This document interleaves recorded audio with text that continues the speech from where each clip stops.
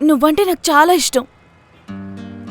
అసలు నేను ఏ రోజు అనుకోలేదు ప్రేమలో పడతానని.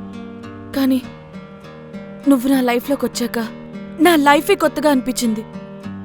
నాకు నేనే కొత్తగా కనబడుతున్నాను. నీకు తెలుసా, ఎవరైనా ఒక జోక్ వేస్తే వాళ్ళేదో అనుకుంటారని నవ్వడం తప్ప మనస్ఫూర్తిగా ఎప్పుడూ నవ్వింది లేదు.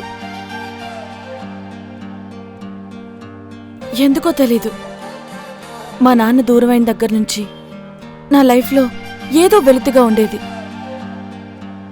చాలా రోజుల తర్వాత మళ్ళీ నువ్వొచ్చాకే ఆ వెలితి తీరింది. అప్పుడే అనిపించింది, నేను నీతో ఉంటే లైఫ్ లాంగ్ హ్యాపీగా ఉంటాను యష్. అలా అని నువ్వేదో అందంగా ఉన్నావని నేను ప్రేమించలేదు. నీ బిహేవియర్, నీ క్యారెక్టర్, మెయిన్గా నీ మాటలు అచ్చం మా నాన్నలాగే ఉంటాయి. అందుకే నేను ప్రేమించాను.